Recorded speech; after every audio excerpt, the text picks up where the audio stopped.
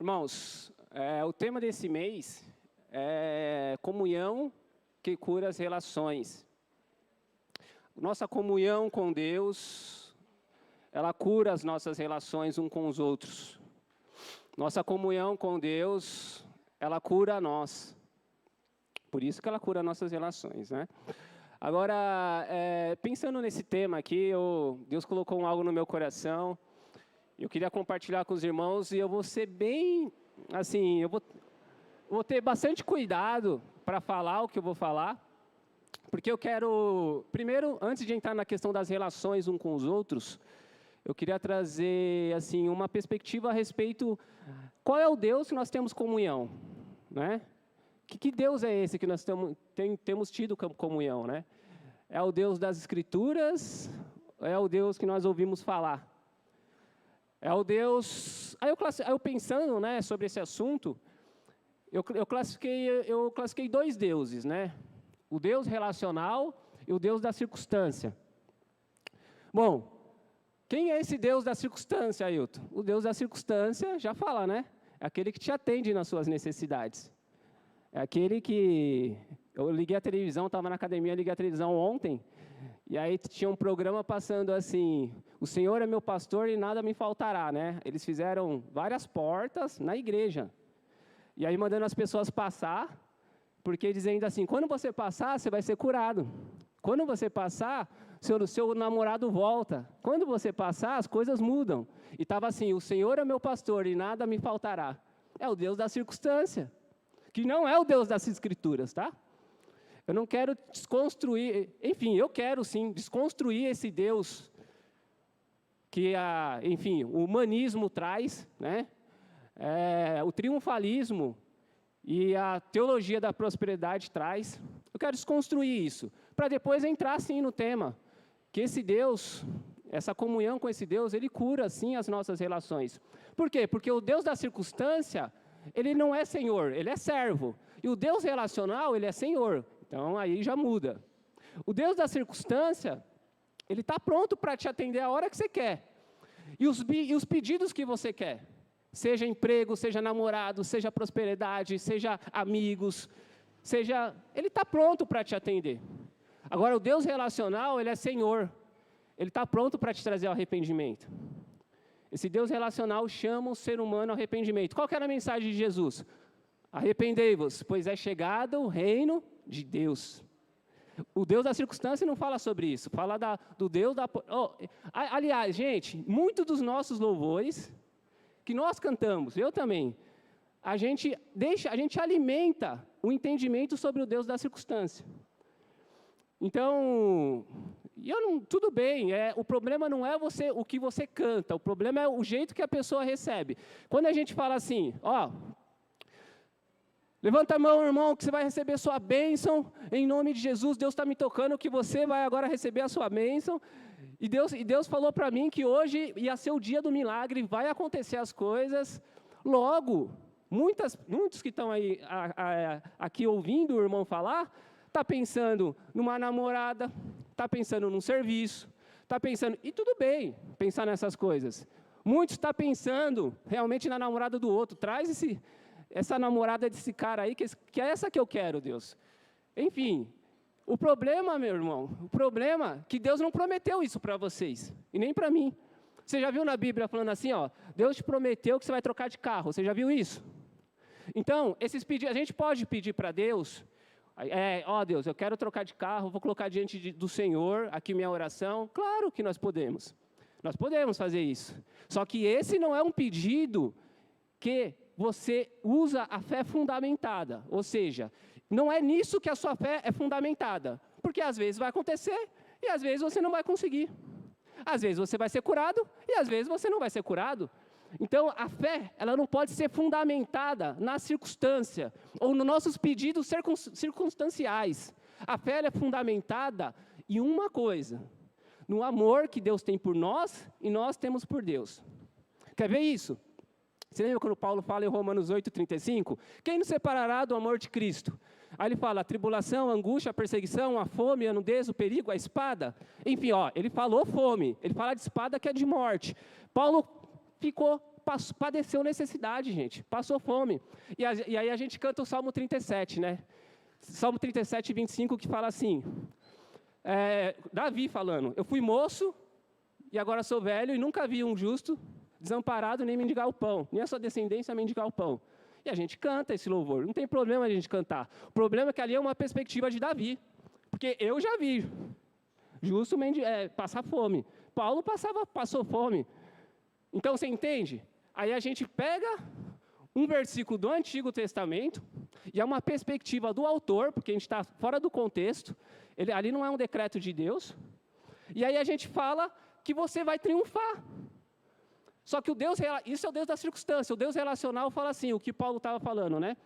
Paulo fala assim, como está escrito, por amor a ti, somos levados à morte todos os dias, somos reputados como ovelha para o matador, mas por todas essas coisas somos mais que vencedor por aquele que nos amou. Ou seja, por amor a ti, olha isso, é o amor de Paulo por Deus e o amor de Deus por Paulo. Isso é o fundamento da fé dos apóstolos.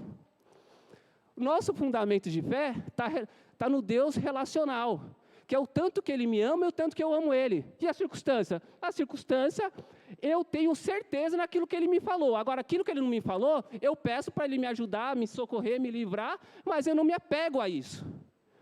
Eu me apego no que Ele falou. E o que Ele falou, Ailton? Que estaria comigo até a consumação do século. Estou doente? Ele está comigo. Estou desempregado? Ele está comigo. Eu estou bem? Ele está comigo. Eu estou ruim? Perdi a namorada? Ele está comigo. Perdi minha mulher? Ele está comigo. É isso, porque isso Ele falou. Isso não é circunstancial, isso é fundamento. Entendeu? Isso é fundamento. Por isso que nós vamos ver a diferença de Davi para Saul. Né? Saul, quando Deus falava para ele fazer uma coisa, ele lá fazia diferente. Aí Saul falava assim para Samuel, vamos sacrificar que está tudo certo. Está tudo certo. Aí, beleza, sacrificava, depois Deus mandava fazer outra coisa. O que acontecia com Saul? Desobedecia de novo. Aí depois ele ia lá para o sacrifício. Vamos sacrificar e está tudo certo. Aí Deus parou com essa palhaçada e falou, chega para você, hoje acabou com você. Você não quer relação comigo. Você quer eu do seu lado para você vencer as guerras. Você quer eu do seu lado para você conseguir o seu emprego. Você quer eu do seu lado para você triunfar nessa vida. Então, você quer um Deus de circunstância, acabou para você. Eu vou escolher um rei segundo o meu coração. E aí ele vai lá e escolhe da casa de Jessé, um que estava cuidando de ovelhas. Sabe por que ele escolhe? Davi, irmãos, ele não se tornou adorador depois que ele foi rei. Ele se tornou adorador, com 17 anos de idade, Davi já era adorador. E aí você vê a diferença, né, entre um rei e o outro. Saul estava preocupado com o reinado, porque Saul estava preocupado com as coisas daqui da terra. É o Deus da circunstância na mente de Saul. Mas Davi, ele valorizava a relação, porque ele servia um Deus relacional. Ele amava a Deus e ele sabia que Deus amava ele. Por isso que quando ele peca, a gente sabe que Natan vai lá, desperta o pecado dele, fala, você pecou, cara, enfim. Davi, ele se arrepende. No Salmo 51, você vê Davi falando duas coisas importantes para a gente. Davi não fala para Deus assim, Deus, não tira de mim o reinado que o Senhor me deu, porque Davi era um rei poderoso, rico, e a gente podia pensar nisso, né? Deus vai tirar agora tudo, porque Deus tirou tudo de Saul. Só que Davi fala assim, Senhor, não tira de mim a tua presença, nem a alegria da tua salvação.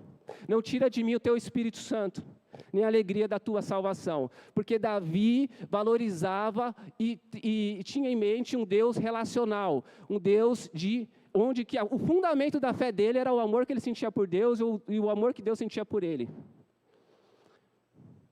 Gente, nós precisamos pensar, refletir, qual é o Deus que nós temos servido. Se é o Deus de circunstância ou o Deus relacional. Agora, o Deus relacional abençoa a gente na circunstância? Claro que sim. Mas isso não fundamenta a nossa fé. Porque a nossa mente está assim, se Deus fez, abençoou. E se Ele não fez, então talvez Ele não esteja olhando tanto para mim, né? A nossa mente é muito assim. Por isso que eu vejo pessoas frustradas com Deus. Gente, o que eu encontro de pessoas frustradas com Deus é absurdo. Por isso que eu me preocupo muito sobre isso. Porque as pessoas estão frustradas com Deus. E, de novo, todos nós temos que tomar muito cuidado, porque é uma coisa muito sutil, até mesmo nos louvores. A gente fala, por exemplo, no Antigo Testamento, gente, a gente tem muitas falas contextualizadas em guerra, então vai falar de inimigo. Só que no Novo Testamento fala que você não tem inimigo, cara. No Antigo Testamento você vai ver o cara chamando, 42 crianças chamando Eliseu de careca. E o que aconteceu com essas crianças? Todas morreram. Veio 2 ursas e matou as crianças. Agora, chama o pastor Moisés de careca. Não vai morrer não, irmão. Não é assim. Agora, no Novo Testamento, Jesus ensinou assim, olha, e Deus não mudou, tá? Deus não mudou. A questão que é o seguinte, as pessoas falam, agora está a época da graça, agora está tudo certo, a gente faz o que os caras faziam e agora não acontece nada com a gente. Calma, calma. Algumas coisas são imediatas, outras são o juízo vindouro. É que o jeito que a gente pensa não é o jeito que Deus pensa. O jeito que a gente entende sobre juízo não é o jeito que Deus entende sobre juízo. Deus não se deixa zombar, irmãos. Tudo que o homem semear, ele vai colher. Seja aqui ou seja no juízo vindouro, no castigo final. Mas vai colher. Então, assim, Deus, ele é um Deus relacional que te ama. Só que ele demonstra esse amor para quê? Para que você se derrame pelo amor dele. Nós só o amamos porque ele nos amou primeiro. Então, por isso que a Bíblia diz em 2 Coríntios 5,14 que o amor de Cristo nos constrange. Aí fala o quê? Quando nós entendemos a mensagem da cruz, quando nós escutamos, pode ser num louvor a mensagem da cruz, quando alguém passa uma mensagem da cruz e aquilo se torna uma realidade, é uma evidência do novo nascimento. Porque antes você não via isso como uma realidade, agora você vê. Então, quem não teve esse nascimento não consegue ver e nem entrar no reino de Deus, não consegue ver as verdades. As verdades não se tornam vivas dentro deles. Mas nós, enfim, nós que ouvimos sobre a mensagem da cruz, sobre esse Jesus que encarnou, que andou aqui entre nós, que ensinou a gente a ser gente, ensinou a gente que quando estava morrendo, ele olha para as pessoas que estavam matando ele, que estavam julgando ele, e ele fala, Senhor, perdoa-os, eles não sabem o que fazem. Isso não é coisa de ser humano normal, gente. Aliás, ser humano como nós, né? Isso é coisa realmente de ser humano original. Esse Jesus, ele constrange o nosso coração. Para quê? Para aqueles que vivam, como eu e você, agora não vivam mais para si, mas para aqueles que por ele morreu e ressuscitou. Ou seja, esse Deus relacional, ele tem um propósito na nossa vida. Fazer nós vivermos para ele. Então quer dizer, Ailton, que eu não posso ter minha família, carro, casa, que são coisas circunstanciais daqui da vida? Claro que pode. A Bíblia diz assim, que em tudo as vossas petições seja conhecida de Deus. Em tudo. Vocês podem pedir o que quiser, e isso é bom. Isso Deus gosta, porque isso mostra dependência, consciência de dependência. Mas, isso não é o alicerce da nossa fé. Por quê? Se você não entender que você caminha na vida alicerçado, no seu amor que você sente, no amor que Deus sente por você e o seu amor que você sente por Deus, você vai sucumbir, você vai se frustrar, você vai falar, mas ele fez ontem, no ano passado ele fez, ele curou, ele fez, e o irmão falou que ele faz e fez, mas tem vezes que ele não vai fazer, e aí, como vai ser? Aí Paulo fala, essas coisas, circunstancial, não vai me separar do amor de Cristo. Essas coisas circunstancial não vai me separar do amor da nossa relação, que eu tenho com ele e ele tem comigo. Gente, nós estamos vivendo um momento tão difícil do Evangelho, aqui na nossa sociedade, um Evangelho tão triunfalista, um Deus deformado, é uma caricatura de Deus tão feia, que eu percebo que cada dia está ficando mais grave. Isso afeta muito a respeito da ministração. Você vai falar de Jesus para alguém, as pessoas já não querem mais ouvir. Por quê? Porque, de novo, elas estão frustradas com esse Deus que mostraram para elas. É um Deus que está aqui para servir elas, e esse Deus não serviu elas. E como não serviu elas, elas se frustraram. Elas não querem mais esse Deus. Então, agora imagine no presídio, gente, você com essa mente de Deus circunstancial, e você quer mexer com o coração das pessoas. Você não quer trazer elas a arrependimento, a reflexão. Você quer mexer com o coração para as pessoas saírem falando, essa pregação foi top, eu me arrepiei. Eu já falei, eu me arrepio no Jogo dos Santos também. Agora, as pessoas vão no presídio, e eu sei, porque quando eu ia visitar meu irmão era assim, e uma vez me colocaram para pregar num fechamento de campanha. Eu não escutei um glória a Deus. Por quê? Porque eu não vou chegar lá e falar assim como Paulo e Silas estavam na prisão louvando, Deus veio com um anjo e abriu as portas da cadeia. Mas Paulo e Silas estavam lá por amor ao evangelho, eles não cometeram crime. Agora esses caras cometeram, cara. É arrependimento, não é o mesmo texto. Mas a gente usa esses textos, né? Então a galera vai se empolgar. Imagine você cantando no presídio. Posso pisar numa tropa e saltar as muralhas, aleluia. Os caras vão gostar, cara. Então você percebe que a gente vai alimentando esse Deus. A gente vai alimentando esse Deus que não é o das Escrituras, cara. O Deus das Escrituras, ele é justo, reto, fiel, bom e nos ama, independente de quem a gente é. Mas, de novo, ele é justo, reto e fiel. Então, nós, se for constrangido pelo amor dele, e colocar na nossa mente a perspectiva de um Deus relacional, ele vai curar, sim, as nossas relações. Por quê? Porque ele cura o nosso interior.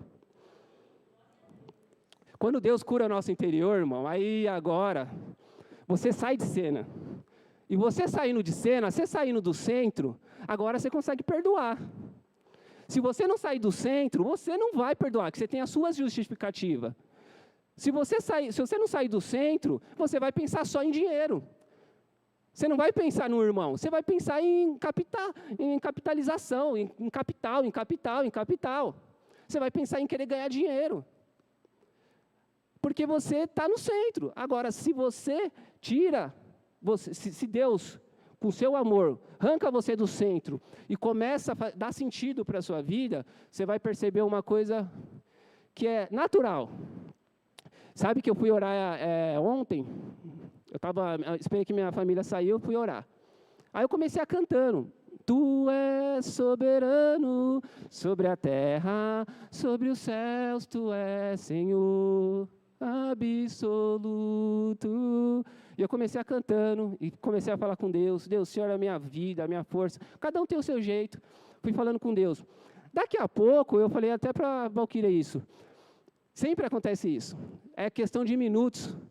Aí eu comecei, irmãos, parece que Deus coloca um espelho na minha frente assim, ó. E eu comecei a falar com Deus o tanto que eu preciso melhorar. Aí Deus começou a me mostrar. E aí eu comecei a falar assim, Senhor, me desculpa por isso. Me desculpa por isso, me desculpa por isso, e me desculpa por aquilo, e me desculpa por aquilo outro. Cara, quando você se conecta começa a entrar em comunhão com Deus, Deus, como um espelho, ele começa a fazer você ver o tanto que você precisa melhorar. É um processo. Só que daqui a pouco, foi alguns minutos só em mim. Daqui a pouco eu quis orar para outras pessoas. Olha que interessante. Ele cura e depois ele me leva a outras pessoas. Que coisa linda, né, gente? Esse é o Deus da relação. Esse é o Deus que te leva, esse é o Deus relacional, que quando você entra em comunhão com Ele, Ele te leva à relação. Mesmo sem o irmão, a irmã, está sabendo, você às vezes está ali, porque você entrou em comunhão e Ele coloca essas pessoas para você orar por ela.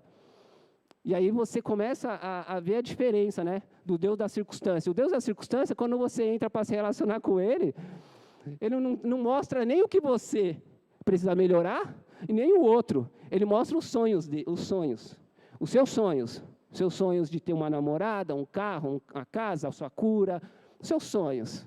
E que bom, né, viver coisas boas aqui na Terra. Bom, vamos lá. Deixa eu começar agora a pregação. Abre em Hebreus 10.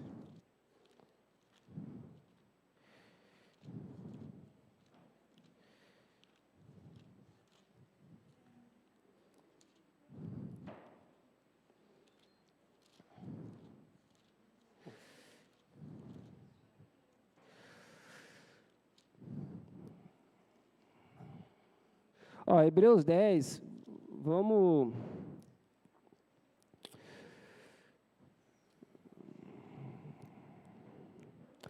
ver no 25. 10, 25.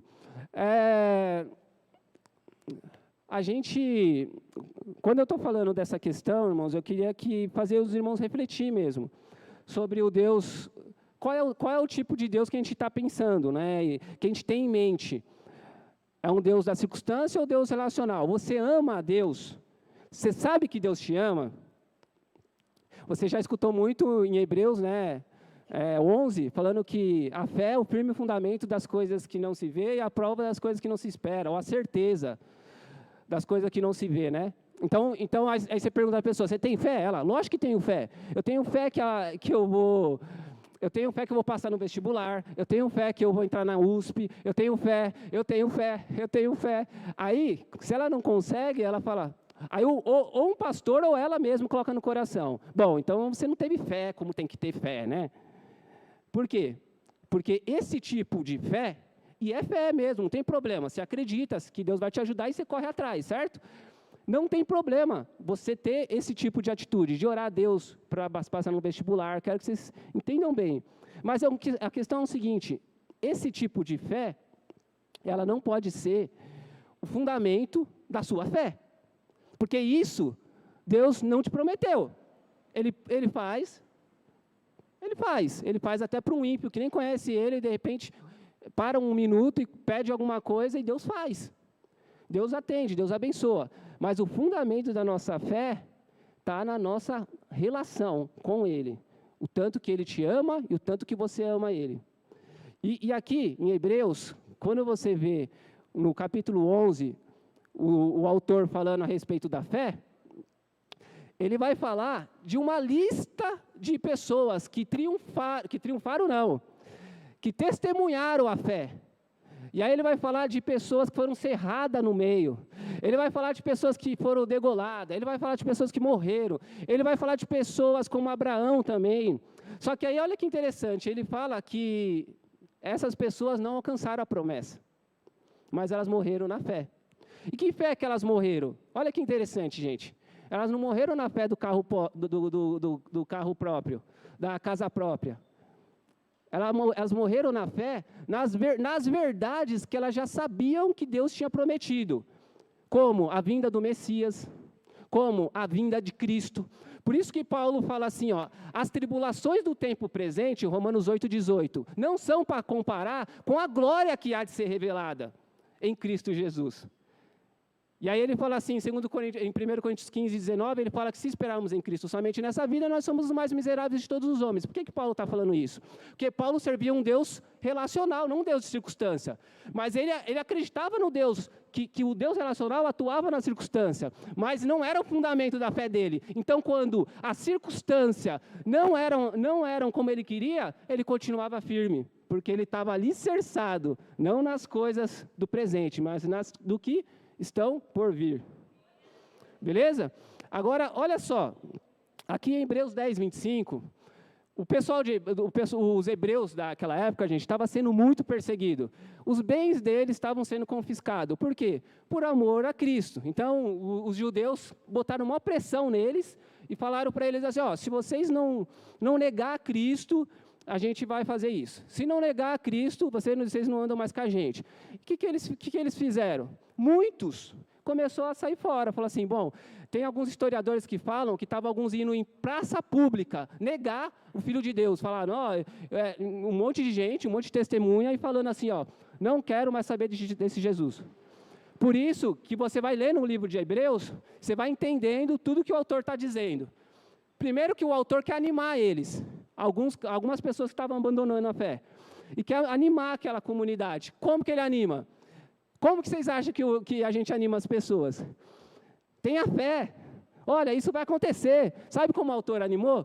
Ele animou começando a mostrar as glórias de Cristo. Quem é Cristo? Aí ele fala no capítulo 1 assim, olha, antigamente, a gente ouviu falar de Deus sobre os pais, sobre os profetas. Mas nesses últimos dias, Deus tem nos falado pelo seu Filho. a qual constituiu o herdeiro de todas as coisas, o quem fez todo mundo, ele é o resplendor da glória de Deus, é a expressa imagem da pessoa de Deus, ele sustenta todas as coisas pelo poder da sua palavra, está falando de Jesus. Ele fez a purificação dos nossos pecados e sentou à direita de Deus. Ele exalta a Deus para animar os caras. Ele fala, agora vocês estão vendo? Eu vou comparar agora Jesus com anjo. Pode tirar os anjos de cena. Depois ele compara Jesus com Moisés. Pode tirar Moisés de cena. Jesus com o sacerdote. Tira o sacerdote de cena. Jesus com o sacrifício do Antigo Testamento. Tira tudo de cena. E aí ele começa, no capítulo 10, ele começa a animar de novo, com umas palavras bem práticas. O que é retroceder na fé? O que é retroceder nas relações e na comunhão? Ele começa a dizer 3 coisas importantes nesse livro. Ó.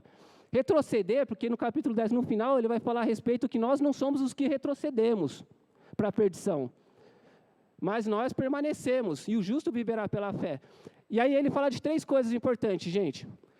O que é não retroceder? Ele fala que é não deixar a confissão de fé, não deixar a confiança, e não deixar a congregação. Então, essas 3 coisas, ele alicerçou que as pessoas estavam fazendo. Elas estavam deixando a confissão, a confiança, e estavam deixando a congregação. E aí a gente vai ver aqui no capítulo 10, ó, ele falando assim, ó, não deixemos de reunir como igreja, segundo o costume de alguns, mas procuremos encorajar-nos uns aos outros, ainda mais quando você vê que se aproxima o dia. Que dia é esse que se aproxima? Que dia é esse que se aproxima? Chuta. O dia que se aproxima, gente. Qual é o dia que se aproxima? Ele está dando uma exortação, é o dia da volta de Jesus. Para eles, Jesus ia voltar aquele dia. Para eles está assim, vivendo a questão da volta de Jesus, até porque, se você morrer, Jesus voltou hoje para você, nesse sentido, sim. Então, ele está falando, olha, não deixe de congregar, antes exorte. O que é exortar? Não é só congregar, é animar o irmão, falar, irmão, não faz isso, estou junto, estamos caminhando, não, fica em família, você aqui, a gente está aqui olhando para você, a gente lembra de você, a gente vai orar por você, você caminha com a gente caminha com você, eu preciso de você, porque, gente, Jesus, o que é a igreja? É um conjunto de membros. Claro que, de novo, a gente entende que isso daqui não é templo, esse espaço não é igreja. Igreja é isso, é essa reunião de pessoas que crê no Filho de Deus e forma o corpo de Cristo. Então, eles estavam deixando de congregar, eles estavam deixando a confissão de fé, eles estavam negando a Jesus em praça pública, eles estavam deixando a confiança.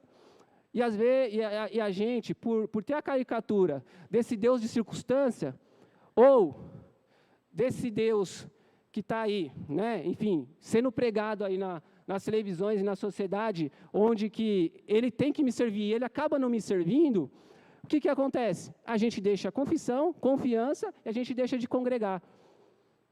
E a Bíblia chama isso de retroceder na fé, voltar atrás. Ou seja, a gente tem que entender que agora é o seguinte, estou lá no meu serviço, o patrão fala assim, ó, Ailton, deixa eu te falar um negócio, eu queria que você, eu vou conversar com o diretor, e eu estou querendo mandar uma pessoa embora, eu queria que você seja testemunha. Mas testemunha do quê que eu não vi? Não, eu queria que você seja testemunha, porque eu quero que você me ajude a convencer o diretor a dar uma né, chutadinha na pessoa, mandar a pessoa embora, e eu tenho meus motivos. Tá bom, só que eu não vou poder ser sua testemunha. Por quê? Porque eu não vi, mas eu sou seu chefe, então pode me mandar embora. Isso é confiança, irmão. Se você quiser, mas eu vou te mandar embora, pode me mandar embora. Isso é confiança. Mas eu vou ficar sem dinheiro. Posso ficar sem dinheiro. Eu vou ter que mudar de apartamento se eu perder emprego. Posso mudar de apartamento. Eu vou ficar sem casa. Vou para a rua. Isso é confiança. Esses caras estavam chegando nessa fase, cara. Estavam pegando os bens deles. E muitos deles retrocederam. Outros não. Falaram, vamos permanecer firme. Eu sei quem tenho crido. Eu sei que Ele me ama, eu sei que eu amo Ele. E é nessa afirmação de amor que está alicerçada a minha fé. É confiança. Ah, mas o grupinho não vai te aceitar se você, tipo, sei lá, se você não curtiu o que eles curtem, um negocinho, uma bebidinha, isso, aquilo, outro. Cara, eu vou estar lá. Se eles não me aceitar, o problema é deles. O problema é deles. Estou aqui. Por quê? Porque a minha relação está com o meu Senhor. E Ele é o meu Senhor. E eu estou alicerçado no que Ele disse, não no que eu estou imaginando que vai acontecer. Ou seja, não na circunstância, é no que Ele disse, o que Ele já disse. Ele disse que ia estar comigo, Ele disse que não me abandonaria, Ele disse que me ama, Ele disse que naquele último dia vai me trazer de volta a ressurreição. E eu vou viver, e onde que os meus olhos não vai ver mais lágrimas, não vai ver mais dor, não vai ver mais, enfim, gente, desgraça. Você vê pouco hoje os crentes falando sobre isso, sobre o que está por vir. Então você fica alicerçado tudo aqui na terra. E Deus faz um monte de coisa. Eu podia contar um monte de testemunho, né? Falei para a Valquíria esses dias, estava um negócio travado lá, eu levantei a mão e falei assim, faz tempo que eu não faço isso, levantei a mão e falei, Senhor, destrava, quebra os laços, sabe? Aqueles pentecostal. Fiz isso, no outro dia o negócio andou. Aí eu falei, nossa, Val, faz tempo que eu não faço isso, né? Então sempre tem que fazer isso? Não, isso não é doutrina. Tipo, eu fiz, mas não é doutrina. Porque, e se não acontecesse? Não tem problema. Porque a minha relação com Deus está sempre alicerçado no que Ele me ama e eu amo Ele de todo o meu coração. Gente, é tão esse negócio dessa relação com Deus. Eu vou até contar um episódio que aconteceu no Natal. No Natal eu dei uma palavra lá para minha família. E até era de Eclesiastes, terminando o livro de Eclesiastes, a palavra para resumir o livro, Salomão fala assim, olha, todo dever do homem, todo dever de todo homem é humanidade, tá? Todo dever de todo homem é temer a Deus e guardar os seus mandamentos, porque Ele há de trazer juízo tudo que o homem fez, tudo que está em oculto, e Ele vai julgar todas as obras do ser humano, seja boa, seja ruim. Resume o livro assim, é um livro que fala de vaidade, ele fala de um ciclo de vida que passa, e é verdade. Se hoje você está doente, isso vai passar, e se não passar, você morre, é isso. Mas se você não morrer hoje e Deus te curar, e Deus pode te curar através de médico, Deus pode te curar através de uma oração na hora, e Deus pode te curar através de remédio, que também é de Deus, cara, tudo isso é de Deus. Aí o que acontece? Se Deus te curar, eu só tenho uma notícia, não quero desanimar, você vai voltar a ficar doente. Ah, mas se Ele te curar de novo, você ainda vai ficar doente. Vai chegar uma hora que você vai ver que você vai morrer. Mas a gente vive como se não fosse morrer. Você sabe qual é a diferença do trigo e do joio? A diferença é bem clara. Eu falei isso lá em casa. O trigo, ele cresce e por dar fruto, ele fica curvado, certo? O joio, por não dar fruto, ele fica muito reto, eles ficam juntos, mas ele fica muito reto e as suas raízes ficam bem profundas na terra. Quando o agricultor vem colher os dois, Jesus falou que existe no meio do povo dele joio e trigo. Mas olha que analogia importante para a gente pensar. Quando o agricultor vem colher o trigo já praticamente não é da terra, irmão. Por quê? Porque os frutos encurvaram tanto ele que as raízes dele saíram. E o joio está bem alicerçado, ele é duro para tirar. Jesus fala que essa terra é o mundo, irmão. Então, essa terra é o mundo. Nossos corações não podem estar alicerçados. E como que não vai estar alicerçado? Quando a gente produz frutos. Quanto mais a gente consegue criar perspectiva a respeito do Deus relacional, mais a gente produz frutos e mais o nosso coração fica mais leve. Estou desempregado? Oh, aleluia. Oh, aleluia. Tá ruim mesmo, irmão. Continua orando porque está doendo. Mas Deus é tão bom, cara. A gente está junto. Deus tem me sustentado. Graças a Deus pela sua vida que você está me ajudando. Então, o trigo não. O joio não. O joio, irmão, quando o agricultor chega, ele está enraizado. Você já viu crente enraizado nessa terra? Que parece que quando Deus não faz alguma coisa que Ele quer, ele fica, com o biquinho. Cara, então, enraizado, a gente tem que entender que a gente foi chamado para ser trigo, não joio. Nós fomos chamados para dar frutos. Então, vamos lá, Não deixemos de reunir-nos como igreja, segundo o costume de alguns, mas procuremos encorajar-nos uns aos outros, ainda mais quando você vê que se aproxima aquele dia.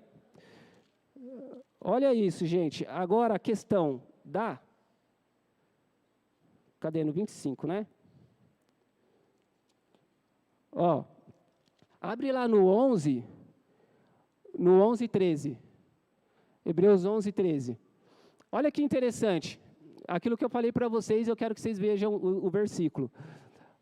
Ó, ele vai falar de uma... Depois vocês lêem o capítulo 11 do versículo 1, mas olha no 13 que ele faz uma conclusão ali. Ó. Ele fala assim, ó, todos esses que são testemunho dos camaradas lá do Antigo Testamento que testemunharam a fé. Todos esses vieram pela fé e morreram sem receber o que tinha sido prometido. Aí a gente canta, não morrerei enquanto as promessas não se cumprem. Quem tem promessa de Deus não morre não, não desiste não. E tem a fé meu amigo. Aí quando a gente está cantando não morrerei, aí a irmã que está aí sentada, está pensando assim, é aquele cara que ele vai vir para a minha mão. Não, é uma promessa de Deus, que vai se cumprir. E aí, de novo, vem a frustração, porque nesse texto, ele não está falando de circunstância. Só que a gente pega esse texto e a gente abraça ele como um texto de circunstância. E aí, o que acontece? Esse texto aí, ele está falando de uma promessa. Eles não viram a promessa, mas eles morreram em cima da promessa. Qual a promessa? Primeiro, Israel tinha uma promessa da terra prometida. Abraão tinha uma promessa que Deus falou assim, olha as estrelas, olha a areia, está vendo? Então, assim será a sua descendência. Não vai dar para contar, meu irmão. Hoje a gente vive a promessa de Abraão. Nós somos crentes pela fé em Abraão. Só que ele não viu. E ele morreu nessa verdade que Deus falou. Eu vou morrer na verdade que Deus falou que eu vou ressuscitar no último dia. Eu vou morrer na verdade que Deus falou que um dia eu vou ver de novo minha família. Se eles forem também comigo. Eu vou morrer nessas verdades que estão por vir e ninguém pode tirar mais elas de nós. São umas verdades absolutas. Agora, a promessa de um carro novo não é uma verdade absoluta, não é uma promessa da Bíblia. É uma coisa que você pede e você caminha. Você vai trabalhar também, né? É isso. Só que é Deus que te ajuda? Deus te ajuda. Mas não é nessas verdades que nós estamos firmados. Beleza? Hebreus 11:6 fala assim, sem fé é impossível agradar a Deus, porque é necessário que aquele que se aproxima de Deus tem que crer que Ele exista e é galardoador daqueles que o buscam. Galardoador é recompensador, Ele recompensa aqueles que o buscam. Mas, de novo, a fé de Hebreus é uma fé que agrada a Deus. Não é uma fé que agrada a você. Então, é uma fé alicerçada nas verdades absolutas de Deus. Vocês já tinham ouvido falar disso? Gente, por que eu estou te falando? Eu estou abismado com o que eu estou ouvindo a respeito de Deus. E aí eu vou falar para vocês, essa fé relacional, nesse Deus que nos ama, esse Deus que realmente eu posso sucumbir, às vezes eu posso ficar com fome, às vezes eu posso passar sede, e assim, o ideal, aliás, realmente nós não deveríamos, porque se nós vivemos em comunidade, as Escrituras ensinam para a gente compartilhar uns com os outros as nossas necessidades. E nós somos mãos, braços de Deus para ajudar uns aos outros. Se eu sei que o irmão está em necessidade, de comida ele não vai morrer, de fome ele não vai morrer, de sede ele não vai morrer. Mas agora o carro eu não sei, o carro eu não vou dar para ele. Mas de fome e sede ele não vai morrer, entendeu? E a gente vai caminhar com nossos irmãos. Por isso que nós temos que viver em comunidade. Agora, tem irmãos, irmão, o Dimas não está aqui, que em Moçambique passam necessidades. E eles são irmãos. E crentes na fé. Eles têm mais fé que a gente tem mais fé que eles. Não. Não. Isso não tem a ver com a questão de ter mais fé ou não ter mais fé. Eu espero que eles estejam alicerçados num Deus que ama eles e eles amam a Deus. E não é um Deus de circunstância. E esse Deus tem socorrido eles também na circunstância. Mas ainda que eles padeçam, eles vão morrer como esses caras, sem morrer na fé. Mesmo sem ter alcançado alguma coisa que eles pediram, eles vão morrer alicerçados. Então, alicerce os seus fundamentos no amor que Deus sente por você, e no amor que você sente por Deus. Jesus falou para Pedro assim, tu me amas, 3 vezes, né? A historinha conhecida do povo de Deus. E aí Pedro, desanimado, tal, fala, te amo, beleza. Mas você lembra o que Jesus falou? Jesus falou assim, se você me ama, cuide das minhas ovelhas, apacente as minhas ovelhas, que era a missão que Jesus já tinha dado para Pedro. Então, Jesus estava falando, o meu amor por você e o seu amor por mim tem que se manifestar. Aonde? Nas relações. Tem que se manifestar no socorro. Tem que se manifestar nas nossas relações. Não quero andar com ninguém. Eu não quero. O meu Deus está no meu coração. Isso, eu acredito que seu Deus está no seu coração. Como está no meu coração também, eu acredito nisso. Mas, você só tem que pensar uma coisa. Que Deus é esse? Ele é servo ou Senhor? Porque o Deus Senhor fala isso, para a gente não deixar de andar junto. O Deus servo deixa você do jeito que você quer. E quando você precisar, você corre atrás dele, você faz uma oraçãozinha e está tudo certo. Esse é o Deus servo. E não tem problema. Quer servir o Deus servo? Sim. Mas quando se aproximar aquele dia, o servo vai sucumbir, irmão. Só vai ficar o Senhor dos Exércitos. Só vai ficar aquele que é o Senhor. E aquele que está alicerçado na fé, no seu Senhor. Por isso, eu estava contando para vocês, acabei pulando. Eu dei uma palavra lá em casa, tal. Gente, foi uma bênção. Olha como que é. Cheguei, acabei de dar a palavra lá em casa sobre Eclesiastes, a gente orou no Natal. Em casa tinha muita comida, graças a Deus. E a gente comeu, comi bastante, todo mundo comeu bastante. Aí, quando eu desci, eu fui buscar o meu genro. Você vê como Deus muda a gente. Estou buscando o meu genro, meu. Não é fácil. Eu fui buscar o meu genro, e aí, eu buscando ele, na hora que eu desci com um amigo meu, gente, tinha um cara mexendo no Natal, 00:30 e pouco, mexendo no lixo, assim, procurando uma comidinha. Sabe o que eu fiz? Passei direto, eu vi. O meu amigo também acho que viu. Passei direto, entrei no carro e saí. Quando eu cheguei lá perto da casa dele, me deu uma dor no coração. E Deus falou comigo, você acabou de se relacionar comigo. Isso daí não afetou a sua relação com o ser humano. Você acabou de... E aí Deus acabou comigo, gente. Eu só pedi para ele assim, Deus, me dá mais uma chance, não desista de mim. Um imbecil que eu sou.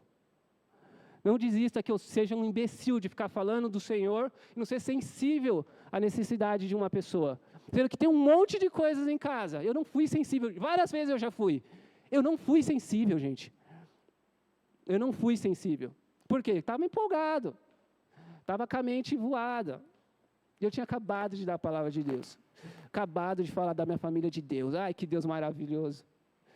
Esse Deus relacional, ele tem que afetar nossa sensibilidade a respeito do outro. Não só necessidade material, mas necessidade emocional, mas necessidade de abraçar, mas necessidade de andar junto, mas necessidade de, às vezes, chorar com o irmão, necessidade de se alegrar pelo que o irmão conquistou. Ele tem que afetar. Se ele não está afetando, talvez é um Deus circunstancial que a gente está se relacionando, ou a gente não está se relacionando com ele. Irmãos, eu vou terminar, tá? A última aqui, para vocês não cansar. Mateus 5.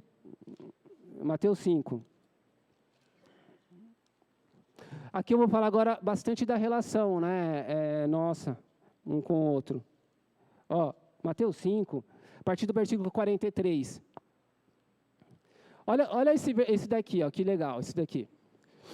Isso aqui eu acho que ouve-se pouco, né? Pelo menos no YouTube você não ouve muito assim, não. Você ouve porta aberta, um monte de coisas assim. Mas esses capítulos aí, você ouve a bem-aventurança. Gente, o Mateus 5 é o Sermão do Monte. Jesus senta assim no monte e ele vai... Gente, leia Mateus 5 até o final do capítulo 7, que termina o sermão. Ele fala da ética cristã, da bem-aventuranças, ele vai dar muitos ensinamentos práticos, né? E lê isso daí vai trazer vida para o seu coração. E você vai falar assim, eu não sou tão crente como eu pensava. Na verdade, a gente é crente. Eu estou falando assim, você vai falar assim, eu preciso melhorar, eu preciso me arrepender, eu preciso pensar diferente. Isso daqui tira você do centro. Isso daqui foi palavras de Jesus. Ó. Vocês ouviram o que foi dito? Ame o seu próximo e odeie o seu inimigo. Tá? Isso daí, gente, não tinha dito. Isso daí não é que foi escrito. Isso daí era uma interpretação da tradição, né? Então, não é que isso estava escrito. Deus não pediu para odiar o inimigo, tá? Vocês ouviram o que foi dito? Ame o seu próximo e odeie o seu inimigo. Continue. Mas eu digo, ame os seus inimigos e orem por aqueles que os perseguem.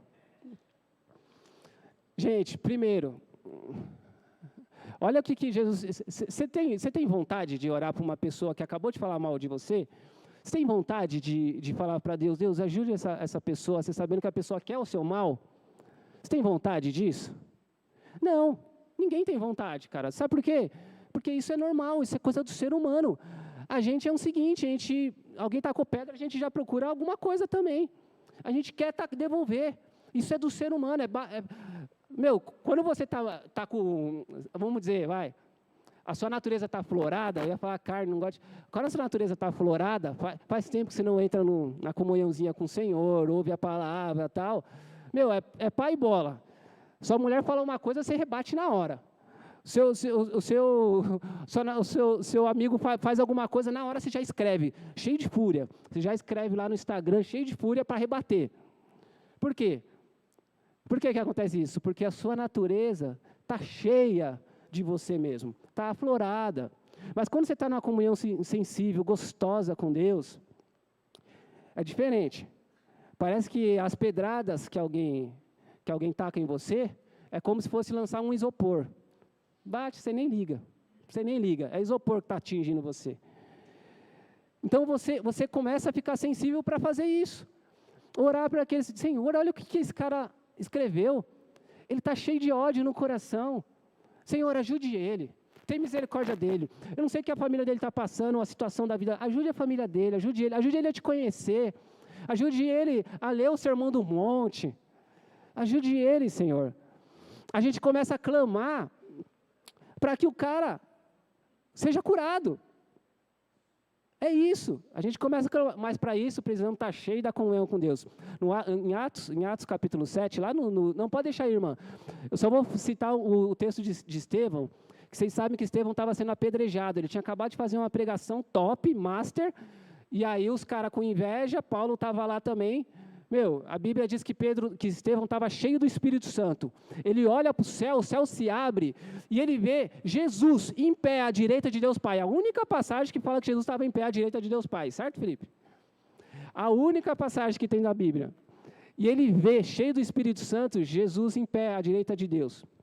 E a Bíblia diz que ele, cheio do Espírito Santo, as pessoas pegando as pedras e para atacar nele, aí ele fala assim, Senhor, não imputa a eles esse pecado. Ele intercede para os caras que estão matando. Gente, pode parar, vai. Vamos parar com esse negócio de bênção. Vamos chegar nesse nível? Vamos? É possível, gente.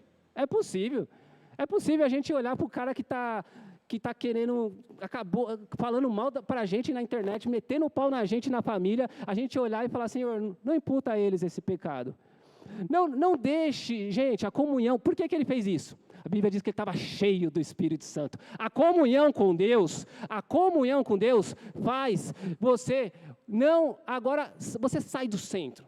E agora você não deixa com que a maldade do outro deixe seu coração mal.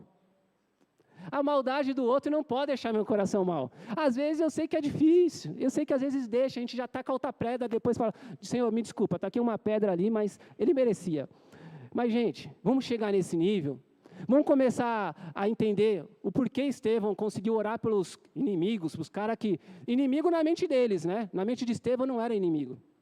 Na mente de Estevão eram os caras que precisavam mesmo da misericórdia e arrependimento, precisava de mudança. Continua aí, irmã.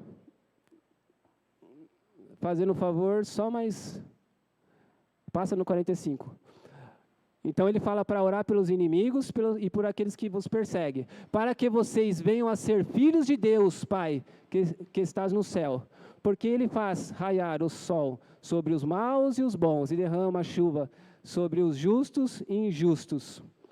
Bom, ele fala assim, ó, olha isso, ora pelos inimigos, pelos que vos perseguem, porque vocês são filhos. Vocês são filhos do quê? Do amor. Deus é amor. 1 João 4,8, Deus é amor. Vocês são filhos do amor, então vocês têm que liberar o que vocês recebem. Vocês recebem amor, libera amor. Para quê? Porque vocês vão ser agora identificados como filho meu. Agora, você sabe como está a identificação dos cristãos hoje? Ó, irmão, prosperou, gente, me dá ânsia de vômito. O irmão prosperou nos negócios, tem uma empresa mega ultra, que gera milhões por mês, está vendo? Deus é com ele. Olha a identificação dos filhos hoje em dia. Por que Deus é com ele? Porque ele está prosperando, porque ele tem grana. E se ele tem grana, ele está triunfando na vida. É que você não seguiu os 7 passos dele. Você não comprou o curso que ele te deu. Cara, não se fala mais disso. A identificação de filho aqui, ó. Ora pelos inimigos. Identificação de filho. Lê Atos 7. Você vai ver a identificação de filho. Estevão. É isso. Identificação de filho. Jesus na cruz. Pai, perdoa, eles não sabem o que fazem. Então, a identificação de filho não está no que você tem, mas no que você é, na sua essência. A Bíblia não fala que... Quando a Bíblia fala de prosperidade, ela não fala incluindo dinheiro, coloca isso na sua cabeça. E nem de você triunfar na sua vida. Quando a Bíblia fala de prosperidade, Jesus fala que nós teríamos vida e vida com abundância. O que é vida com abundância? Está em Romanos 14:17, que fala assim, ó, o reino de Deus não é comida nem bebida, mas é justiça, paz e alegria no Espírito Santo. Isso é o reino de Deus, não é o que estão falando. E isso só prevalece e só fica quem entende um Deus relacional. Um Deus que me ama e eu amo. E esse amor, nesse amor, nada me separa do amor dele. Porque eu estou fundamentado nessa fé, fundamentado nessa esperança, que um dia eu vou ver ele. Você já ouviu, ultimamente, alguém falar assim, cara, eu tô ansioso. Por que você está ansioso? Porque eu estou louco para ver Jesus. Eu estou louco para ver Jesus. Tipo, você não ouve muito isso, né? Para você ver como a nossa perspectiva hoje mudou. Antigamente os crentes, acho que os caras que é mais antigo que eu, os caras falavam que era assim, cara. As pessoas, tipo, tinham brilho nos olhos. Queria ver Jesus. E a Bíblia diz lá em 1 João 5 que é a esperança do cristão. Fala que quando ele se manifestar, nós seremos semelhantes a ele, e assim como o veremos. E aí você não vai ver um Jesus machucadinho não, tá? Você vai ver um Jesus cheio de glória e majestade. Que a gente vai falar para ele, tu és soberano sobre a terra. Você sabe o que aconteceu quando João viu ele? Caiu como morto. Sabe o que aconteceu quando Isaías viu a glória de Deus? No capítulo 6, a Bíblia diz que ele caiu como morto também. E a Bíblia diz assim que ele falou, eu estou perdido. Por quê? Porque ele via um Deus santo diante de um pecador. Ele caía como morto. Talvez nós não temos nos arrependido como temos que se arrepender. E as nossas relações estão sendo afetadas porque nós não estamos vendo esse Deus cheio de glória. A gente está vendo um Deus servo. Fica de pé, irmãos. Vou encerrar.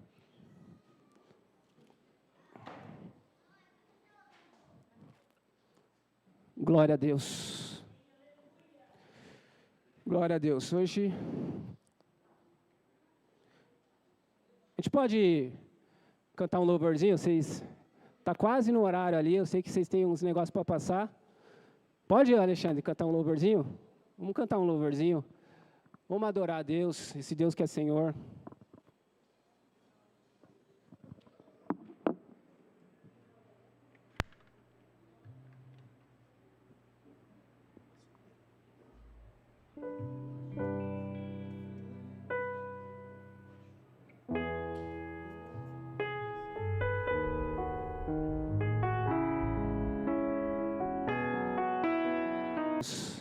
Vamos orar, Senhor, em nome de Jesus, Pai. Eu agradeço, Deus, agradeço porque o Senhor é tremendo, Deus. Eu agradeço, Deus, por cada um que aqui está. eu sei que o Senhor trouxe. Eu te peço que o Senhor toca, Senhor, em nosso coração, que o Senhor traga, Senhor, nós essa perspectiva desse Deus relacional, esse Deus que está aquém da circunstância, esse Deus o qual nós nos alicerçamos nossa fé, no amor o qual o Senhor expressou na cruz e o qual o Senhor colocou em nosso coração por Ti. Ajude-nos, Deus, a viver para Ti, por Ti. E ajuda nós a nos arrependermos, Deus, e conseguir enxergar a Sua vontade como vida para nossas vidas. Nós Te agradecemos em nome de Jesus. Amém?